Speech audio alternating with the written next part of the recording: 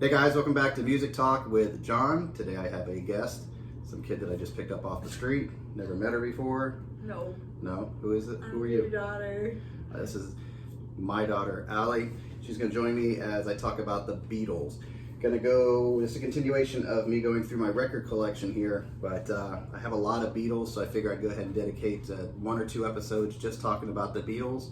I'm not going to go into too much crazy detail, just talk to you about what I know and just show you the albums that I have.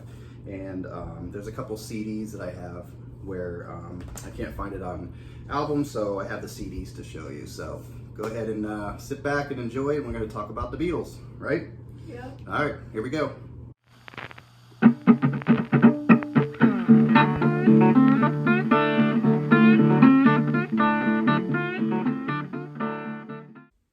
So thanks for watching again.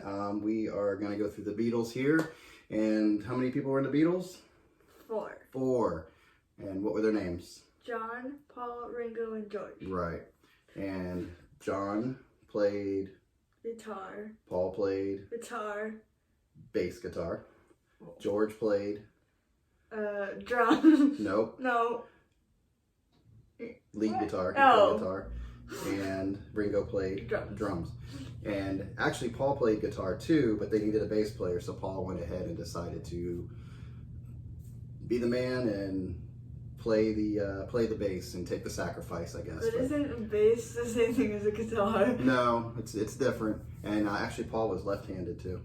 There's I know Paul was left-handed. You did?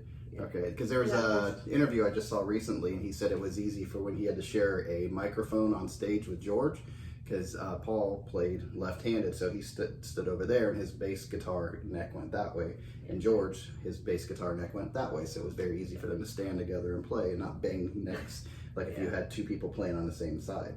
Yeah. So anyway, little information there. So we're going to start off with the first album here.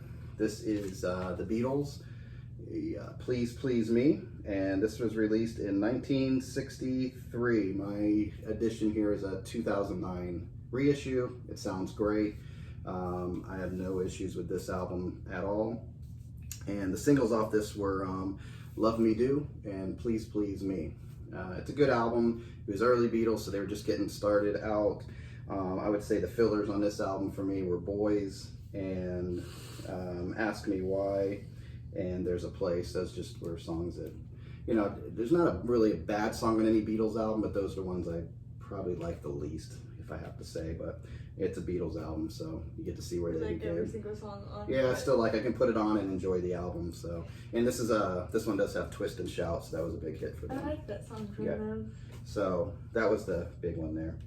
The next one here, I have two editions of it. This is with the Beatles, right here, and this had the famous cover with the half shadow right there and little Ringo down here. You've missed him before. You thought there were only three for a minute, and then you realized Ringo is down here. Yeah. So with the Beatles came out in 1963. Now this was the UK release, and this is what it looked like, and it had 14 songs on it. And this is the American release right here. Where'd you go? So, and as you can see, this one they gave a different title, Meet the Beatles. And how many songs did we say were on this one? 12? 14 on this one and 12 on this one. And 12 on that one. So, and I think the playlist, let's see, on this one it won't be long, and that's not so they actually took some songs out and they rearranged the order and everything on it. So, interesting. It looks like Roll Over Beethoven is on this one, and it is not on this one. Unless I missed it. Nope, I don't see it. So anyway, that's how it was going there. There were UK releases and American releases. And basically with the Beatles, I did a little bit of my homework on it.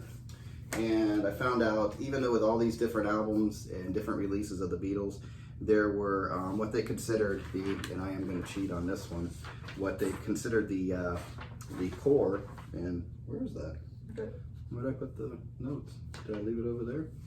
I don't know what I do with it. Let's see.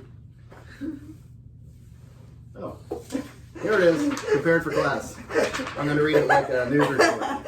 So they considered the core, the official count of Beatles albums, because there were things that were released like in Germany, there were things released in Canada that weren't released, and they would take similar songs, mix them up, and have releases over there, here, and everywhere. So true Beatles fans, I don't know who did the official deal here, but they say there's officially 13 studio albums by the Beatles, and they consider one compilation as part of it because it had songs on it that weren't released until that time.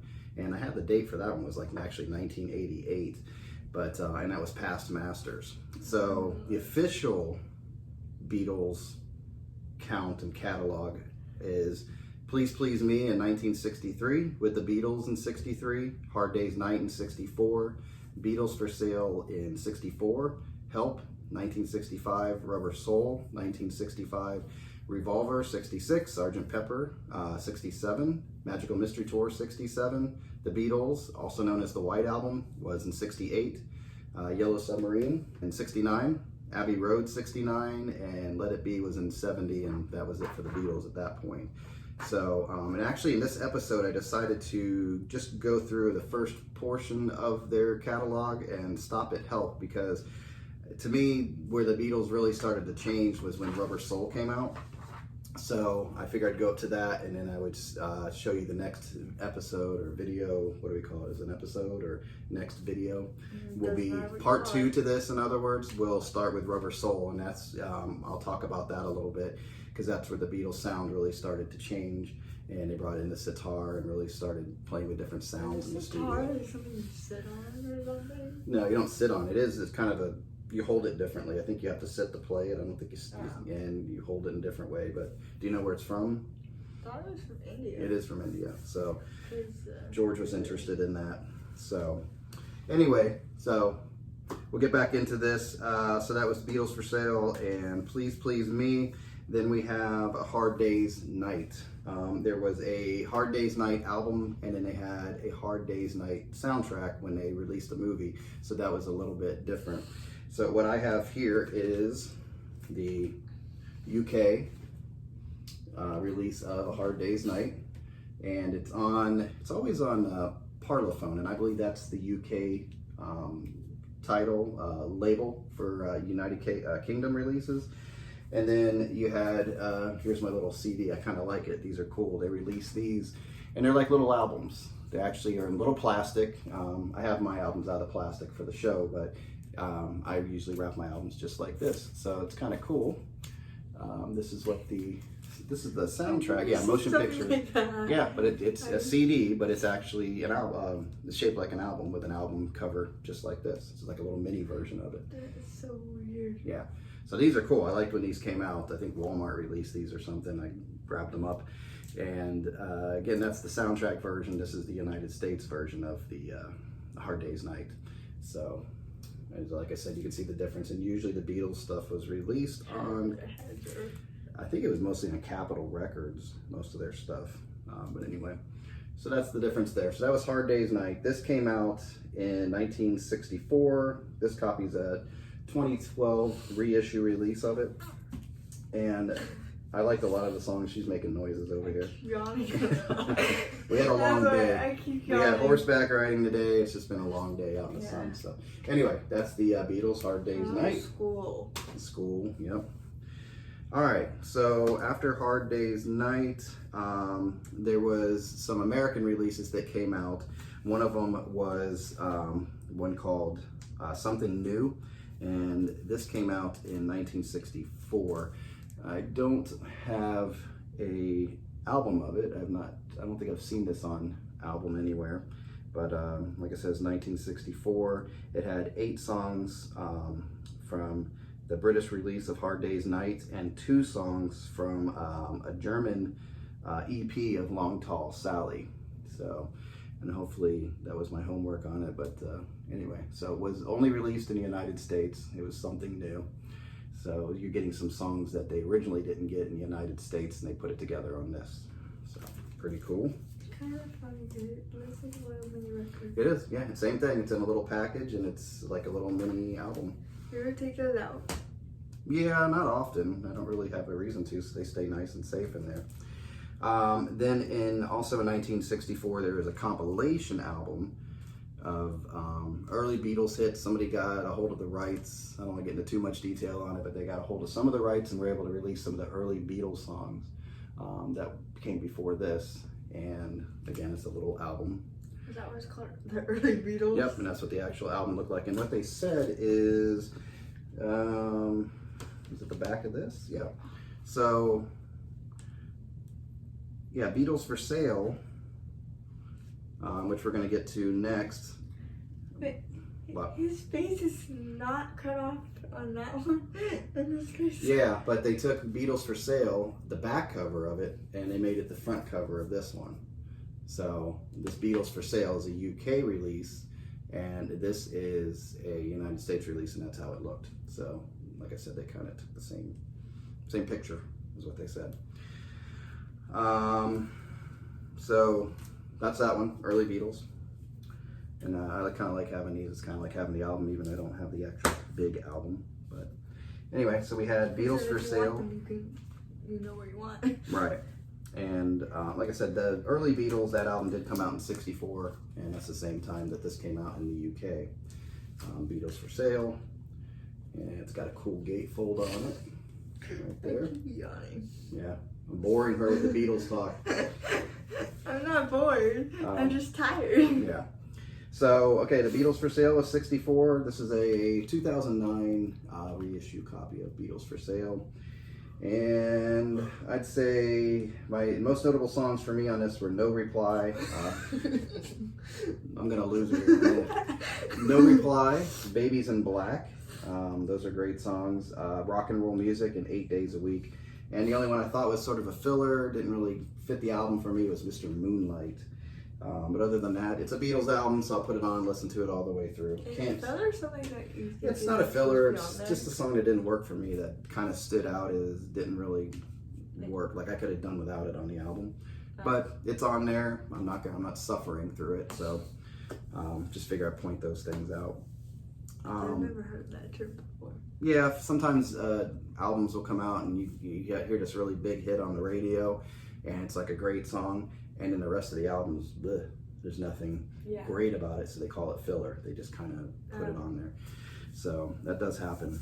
So after Beatles for Sale, then another American album came out, and it's funny because this is Beatles 65, and Did that come out in 1965? it's a U.S. release, huh? Did that come out in 1965? Is that what I saw? Well, guess what? It came out in December of 1964.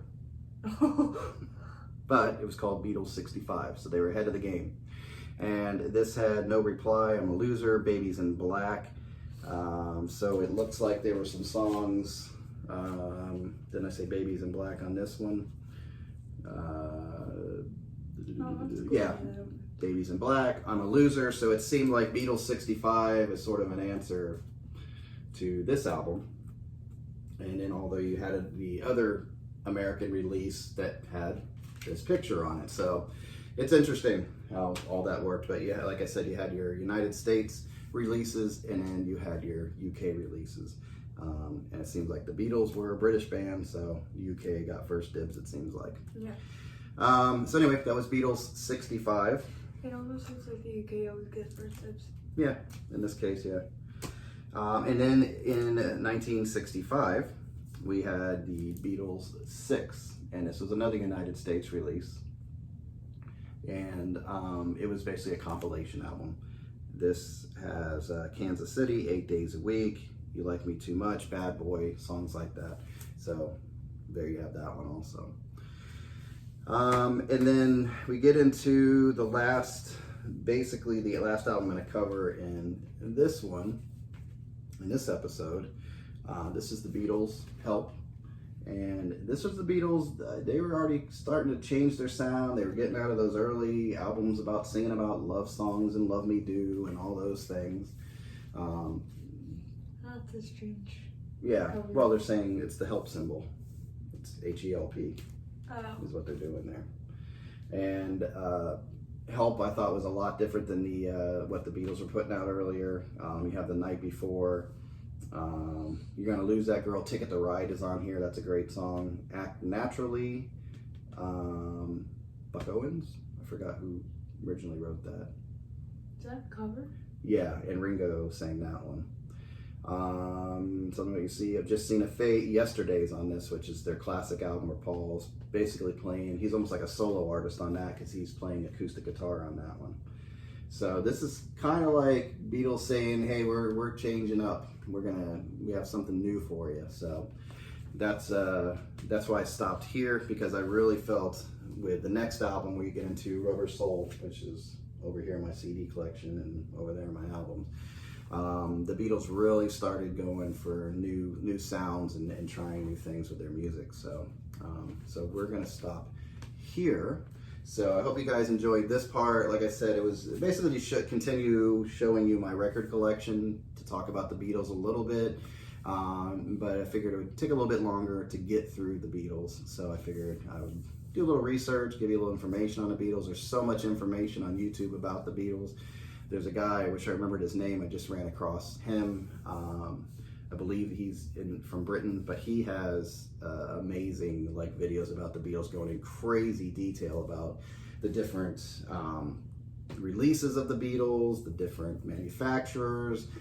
He goes into the MoFi stuff. It's really cool what he does. So thanks for watching the episode again, and please hit the like, hit the subscribe, comment anything. I mean, I'm sure I left tons of stuff out about the Beatles. Again, this wasn't a complete discussion about the Beatles history. It was just to go through my record collection. So, but comment, tell me what your favorite Beatles songs are, which are your favorite Beatles albums. And we'll talk to you next time. She made it through. And subscribe to my channel too. It's in the description. I will put it. Now I'm gonna definitely have to put in the description, or just edit this part out like it never happened. So anyway, she stuck through it. So great, that was awesome. So again, like, subscribe, comment, and hope you guys enjoyed this. And I will also link to another video, a previous video of my record collection. So again, thanks for watching, and we'll see you next time. Bye. Bye-bye.